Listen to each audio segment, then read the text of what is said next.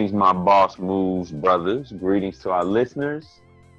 Welcome back to Boss Moves with Business Acumen, aka Boss Moves. My name is Charles. I'm joined by the whole Boss Moves team tonight. We got Moses in here to spit fire. What up, Mo? What's good, Charles? What's good, fellas? Glad to be here. Cool. We also got my man Trey ready with the flames. What's good, Trey? What's happening? What's going on, man? What's going on, Charles? What's going on, Mo? Man, we in here. Chilling, man. We in here like we always are. We got a fresh article today from NPR.org, so we're gonna get right into it, fellas. This a heavy one. It's something we've seen a lot. It's nothing new, but I thought it was pretty telling that a lot of things like this are coming out into the light that have been hidden for so long. So the title is 52 Black former franchisees sue McDonald's, alleging discrimination. Ho hum, right?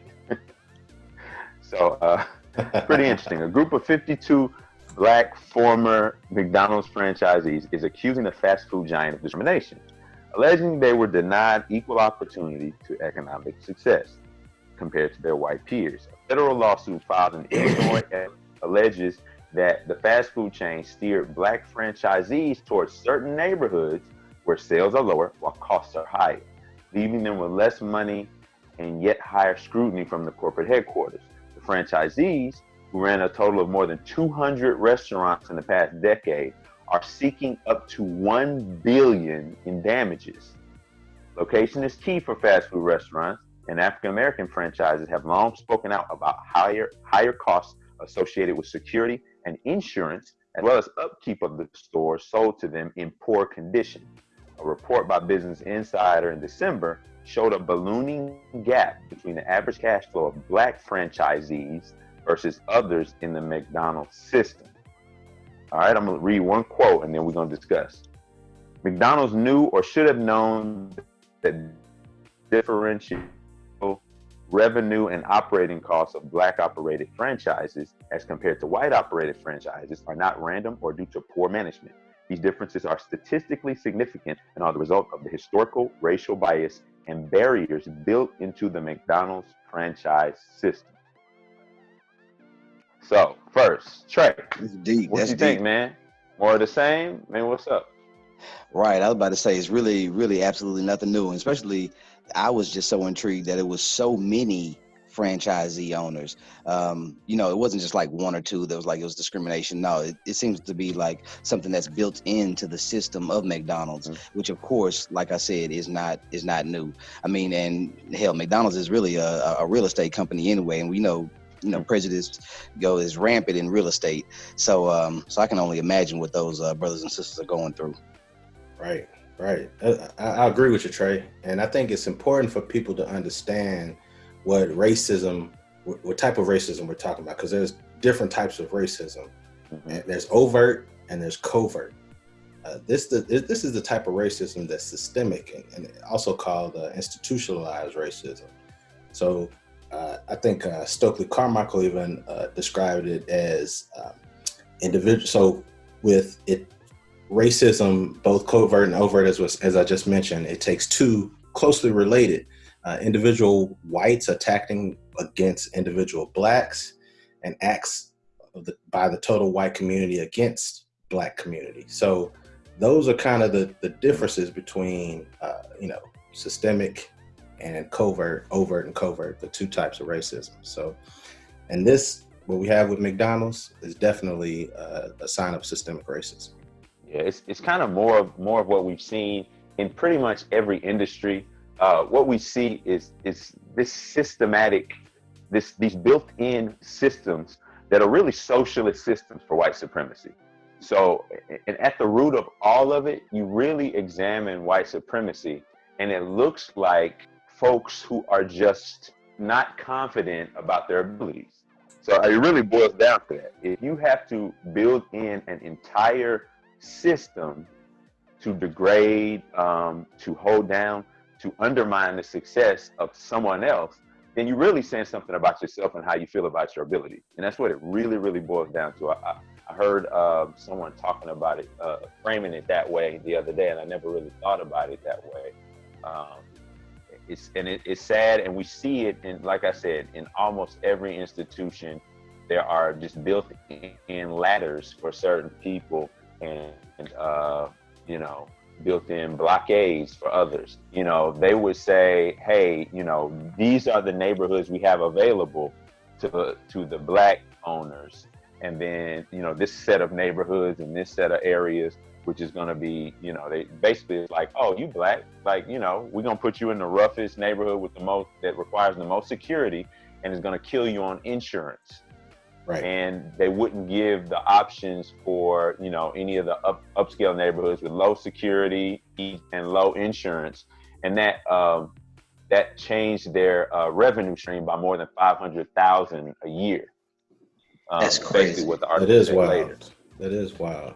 And I think so. If we go back to like 1998, there were a total of about 377 McDonald's franchisees that were black people owning those.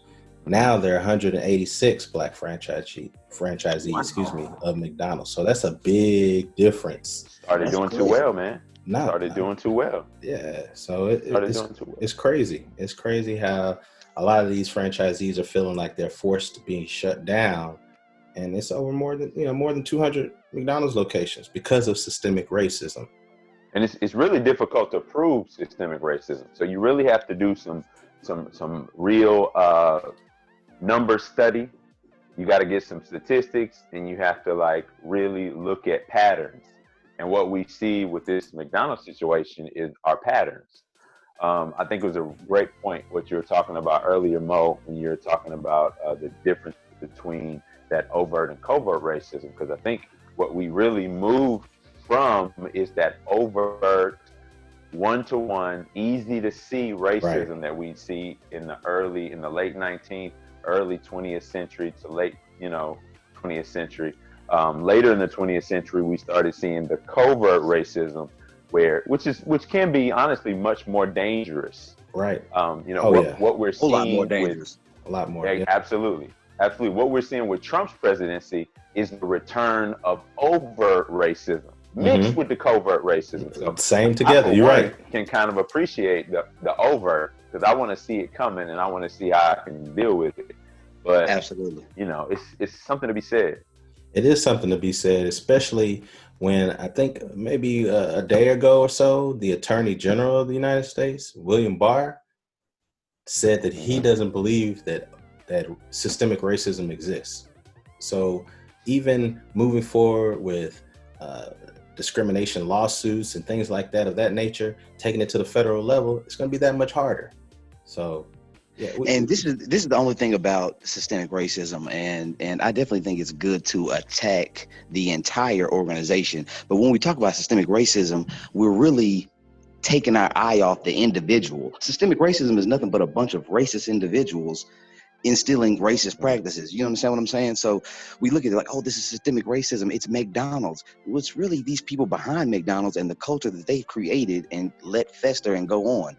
So, there needs to be some way to, because this is really conspiracy when you think about it. So definitely. There needs to be some way we can actually attack. I don't want to just sue McDonald's. Who's the head of McDonald's? That's really what, I know it's hard to do because they really kind of hide behind the corporate shield, but absolutely, that's really kind of how we need to attack the game if there's any way possible. Right. And just to kind of lay it out flat so people can really understand. I know, Charles, you kind of went through some of the points of some of the ways McDonald's was performing that covert racism, but the white franchisees were offered profitable locations. They were a whole lot more desirable, a lot newer, access to loans, because McDonald's will give you loans as well for renovations, things of that nature, to kind of, make the place look more presentable for more income, for customers coming in. So, and also there was growth for opportunities within the McDonald's franchise, and also expansions that were more readily available for white franchisees than black franchisees, which is in itself the definition of institutionalized racism. But what I wanted to kind of piggyback off of what the white franchisees were offered, the black franchisees, you kind of went through it already, Charles. the covert racism and the fact that they were only offered opportunities to own older stores, which were mostly in Black neighborhoods, weren't given any loans. If they were given loans, they were small amounts to do any kind of renovations or upkeep for their facilities. And like you said, they tend to have higher insurance and security costs, which help, kind of in turn brings in less revenue for that business.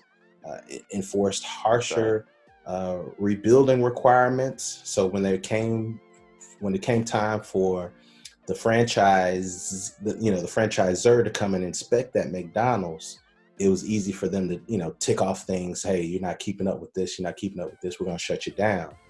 That kind of thing. So right. I think, know what else they said though? They said when they had inspections and stuff like that, they would do these weird surprise inspections on the Black franchisees, and they would do them at weird hours of the day and night.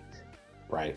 Just to try to catch them off guard and hit them with fines and hit them with different penalties, which is crazy. Which doesn't seem to make sense, right? It seemed like McDonald's would want to make money. That would be the thing that they would want to do most, make money. And I think at the end of the day, that's what they're doing. Because Trey, what you mentioned before, McDonald's does the real estate play. Right. So if the Black franchisee is putting his money up or her money up, and their credit and everything on the line, that does not count against McDonald's, the umbrella company, as a whole. So in turn, when the Black franchisee is unable to upkeep the facility, unable to make any money, McDonald's ends up buying them out and taking over that franchise location at that time. So they still are winning at the end of the day. And it's so crazy, like you were talking about how they give them the bad neighborhoods. It's not like you can see the owners of the franchise, of the actual franchises. So you don't know that owner is Black. So it's like, they put them in a Black neighborhood or something like that. They can't say, oh, well, because these are your people. It's like, you don't even know who the owner of a McDonald's is. Just giving people bad neighborhoods. You know what I'm saying? Right, exactly. Which doesn't make sense at all. Right. And you would think also, on to your point, Mo, about like, okay, well, why would they want to lose money? Yeah, like you said, they got the whole real estate play, so they don't really care about that. And number two, those franchise fees are going to be due regardless. It don't matter how bad you're doing.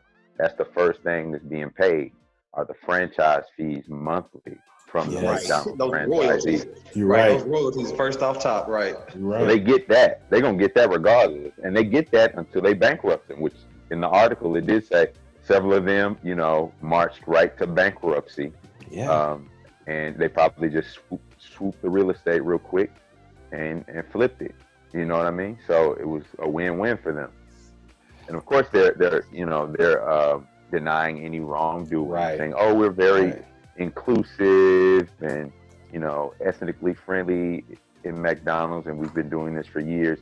I don't know if you guys remember, but probably about 10, 15 years ago, the number one McDonald's franchise in the world was owned by this Black guy.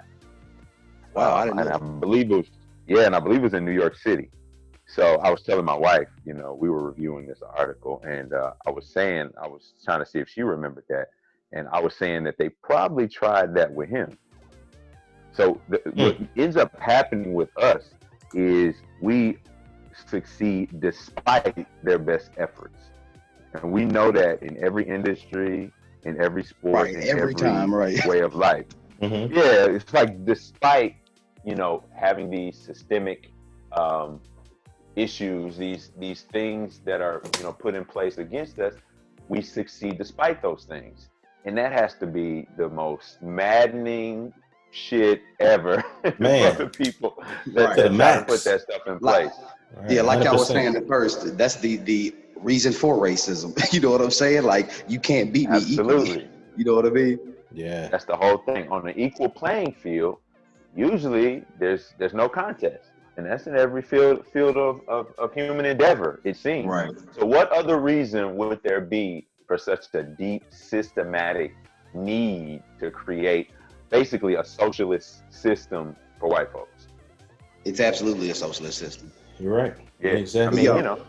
But like you said, Charles, they are denying all allegations. and even stating how they have donated $100 million to the National Urban League and the NAACP in the aftermath of the protests of George Floyd's death. And we all know that's for show. That is political. Of course it's political, and it also benefits McDonald's because it's a tax write-off. So they're not really fooling anybody at the end of the day. We have to kind of, understand the Black plight when it comes to owning a franchise. And this is just an example of the systemic racism that McDonald's has performed. Absolutely, man. And, the thing is this, in the article, McDonald's discusses their mission and that they've always been, their mission has always been to be inclusive. It made me kind of harken back to the mission, so to speak, of the United States of America. Our written values, our Constitution. Our Constitution say a lot of grandiose ideas about, justice and equality and, freedom. So all of that stuff was in there when the United States held, men and women and children in captivity. Exactly. All of that stuff was there. So, you can have that stuff as an idea, and it's an amazing idea. It always has been. But if you don't have that in practice, then it doesn't mean anything. Those same ideals, there are things written down that say, the United States, values freedom, equality, justice for everyone. Exactly. But we know that in practice, that wasn't close to what they were doing, and it's not even close to what they're doing right now. So in the same vein, we're talking about McDonald's. I don't care what you have written down, McDonald's. I don't care what's in your mission statement about, being inclusive or being equal. It doesn't mean that what these franchisees allege isn't true. We know it probably is skewed toward them telling the complete truth. And if they've got $1 billion lawsuit with lawyers that are willing to take the case, they probably already have a few smoking guns. Exactly. And you're probably going to end up paying out. Right. So just more of this is we're going to see come to light over the next few years. And it's about them tangibles. Those are some tangibles. We're going to march toward reparations. We can start it with the corporations, and we can get down to the biggest corporation of them all, United States of America. At the end of the day, you're right. That's it, Charles. And a lot of these franchisees, they describe this whole endeavor with McDonald's as financial suicide mission, because it was a lose-lose from jump. It was a lose-lose from jump. So like you said, Charles, I mean, the bigger picture, a bigger scale is going after the United States, their Constitution, holding them by the letter of the Constitution, each and every letter of it. This is just a smaller scale. So with that being said, great conversation. Nice, quick points there, describing what's going on with McDonald's. I'm hoping to see these guys succeed in court. We'll see how it plays out. We'll be watching it, and maybe we can do some updates on it in the near future. That'd be nice. I do want to shout out one thing, Charles. Please check us out on our social media. We have Instagram. It's bossmoves_BMBA. We also have a website, BMBAinvesting.com. If you have business ideas, you need coaching on taxes, coaching on business acumen, that's what we are here for. We're here for the community. Also, shout out to one of our followers who actually sent this article over to us. So we welcome any and all articles. If our followers want us to talk about something, discuss things, go in depth, do research, we'll do it. So shoot us over your article that you have to either the website, BMBAinvesting.com, shoot it to our social media page, and on Instagram, bossmoves_BMBA. Yes, indeed. All right. So this is Boss Moves, and we out. Peace. Peace.